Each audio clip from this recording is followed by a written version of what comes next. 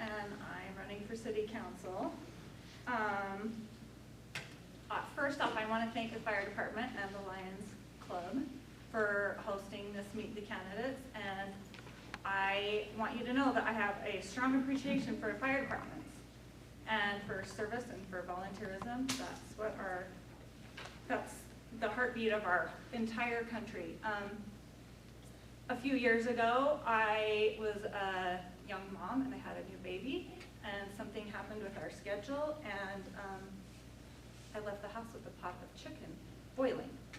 And about 30 minutes later, I remembered the chicken, and I told my kids, come on, get in the car, we gotta go, the house is on fire. And when we pulled up to our house and there's smoke everywhere and a big fire truck in the driveway, my little boy looked at me and he said, I kind of thought you were just being dramatic. But I learned really quickly how firefighters are just willing to put anything, just bend over backwards to help you. And years later, they would ask me if I got the smell out of my house and how my house was doing, and if my cabinets were okay. And my heart grew. So, Richfield City, we need it to be viable. One of the most important things is that we're viable as a community, that we make it so that our kids can come back here and live and thrive, that our police officers can make enough money to live in Richfield city limits and pay the taxes and afford to have a nice life. It's important because this is what we have right here. And we all love Richfield. We all love Richfield or we wouldn't be here. And that's important. In my life, I grew up, I went to high school in Richfield. I married a boy from Richfield. We moved around. We've owned a business. We've bought and sold houses. We've built houses.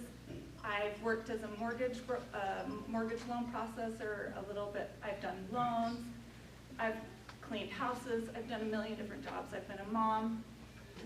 I've helped my 2 boys become Eagle Scouts. That right there qualifies me. So why me? Why me for city council right now? Because I have the time. I'm young enough and I'm energetic enough that I can do this. And I have strong opinions. Yeah, I have strong opinions. But I'm also willing to listen. I'm willing to learn. I'm willing to research. I don't know everything about everything.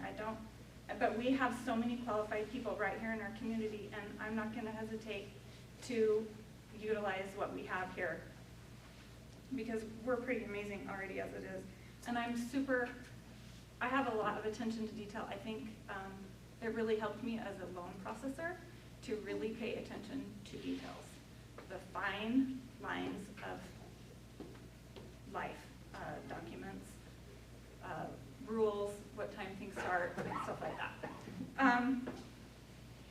So I want to thank the Lions Club. I want to thank the Chamber of Commerce. I want to thank everyone who's here, and just tell you that I am in the most wonderful company, and the most wonderful people have come before me. The people that are on city council now are amazing. They've done a great job. They put their heart and soul into it, and I would never try to say that they haven't, because they have. They've given it their all, because we live in an amazing place. This is an amazing place, and a lot of that's because of them. And these people that I'm running with and I'm here with tonight are amazing too.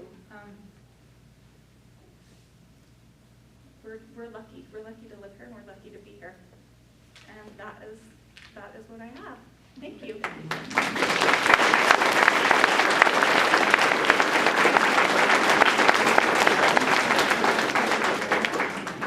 All right, who has the floor?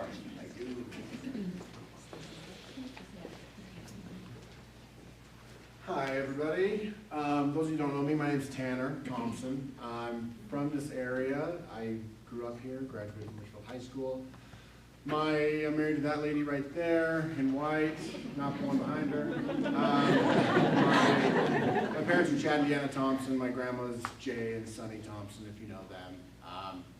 I have a business here in town. I went to BYU, left, bought the company here, and moved my family back here. We've been here like 5, 6-ish years now, and we're here forever. So I'm a member of the Superior County Travel Council, so I've helped make a lot of decisions about what gets funding as far as events coming to town and that kind of stuff. I've been a member of the Chamber of Commerce for a long time. If you know my grandma Sunny, she was a big Constitution and American values lady, and she taught me that as a 5-year-old, and it's a big part of why I'm here. I'm really running for 2 main reasons.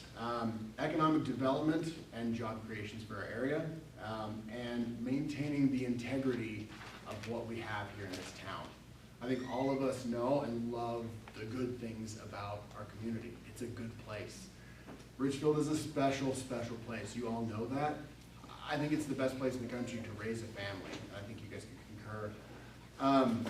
Other than my wife and my family, Richfield has shaped me probably more than anything else in my life. It's really personal for me, and so what happens to this town over the next 20, 30 years matters, is really deeply rooted in my purpose. But the problem is Richfield has a couple of problems. One of which is we've kind of got a hole in our boat. And what I mean by that is we invest a lot. What is Richfield's export? Richfield has really, really good kids that it raises. You guys have all done it. You've all raised good kids or grandkids, and then your grandkids move away, and they aren't able to come back and continue to add to what we have built here. So we're rolling along with a hole in our boat because we lose all of our talent. We invest our time and our abilities in these kids. We invest in our kids with our church programs, with our city and rec programs, in our schools.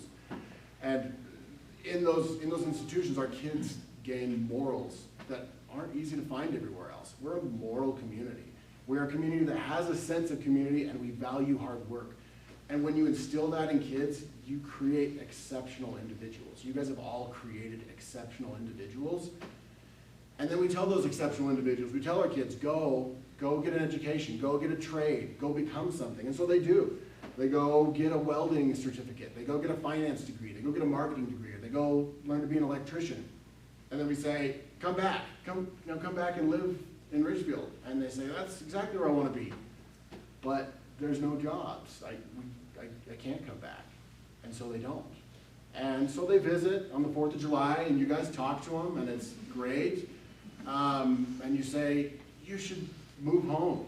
And, oh, I haven't seen you since high school. How are you? You should move back to Richfield. This is the best. And they say, I know it's the best. We would love to live here, but, got to find a job.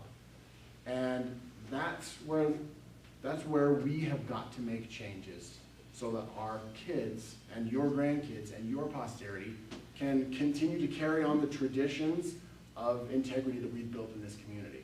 Because if we don't, someone else is going to. So I have a plan to solve this problem. I'm not going to be able to get into the nitty-gritty of it tonight. You guys are all welcome to come and talk to me in my office, or give me a call, or hit me up on Facebook anytime you want. But I have a plan to solve this problem. We've seen and hit, I believe, the high water mark of big city living. We saw that in COVID, that as soon as people were told to stay home or work from home, did they hunker down in San Francisco or LA or New York? Some of them did, but a lot of them got the heck out of there and moved back to Lyman or moved back to Monroe and did their tech job from their parents' house, because that's really where they want to be. That industry, tech specifically, is changing, and there's going to be a lot of opportunity to bring some of that talent back into our communities. The talent that you guys trained and raised and reared and is now gone. We have an opportunity to snatch some of that back up, whether it's people working at home or within the council or working with the county to create co-working spaces that cities can, or that tech companies can pay to have their employees work out of. There's big incentives for, am I out? Okay. There's big incentives for tech companies or other companies to be able to have their employees work out of a small town. I am connected with a lot of people in this industry, and I can get us meetings in those rooms with those decision makers, and that's important to me. None of us want this town to become St. George or Cedar City or some massive metropolis, but the problem is Utah is growing regardless, whether we like it or not. Utah is one of the fastest growing states in the nation right now. So the population is at our doorstep, and it will be here in a matter of years. We can either be proactive or we can be reactive. We can get together now and say, this is how we're going to plan and prepare for this growth. Let's make sure that the people that are moving back here are the people we care about, are the people that have the same values as us and the people that we want to be living in our community. Let's try to avoid people moving here that aren't of that same stripe. And I don't mean that in a negligent sense, but we would rather have our own children that have our values move back here than someone selling their home in California and taking that equity and buying up homes here and driving up the prices in our area. Like I said, proactive, not reactive. Getting in front of what is coming rather than just letting it happen to us. I think I'm the youngest person here, and so I hope you guys aren't looking at that as a negative, because I'd see it as a positive. I've got the most skin in the game. I'm going to be here the longest, and this is a long-term play. I've got kids. I've got a growing business here, and it's important to me that we create a foundation that is sustainable for the long term. I know I can be an asset on the council. I know I can get this stuff done. I'm a doer. If I can be in those rooms, I can make the pitch and I can close the deal. If the future of this community is important to you, and if the heritage and integrity that you guys have built is important, then vote for me.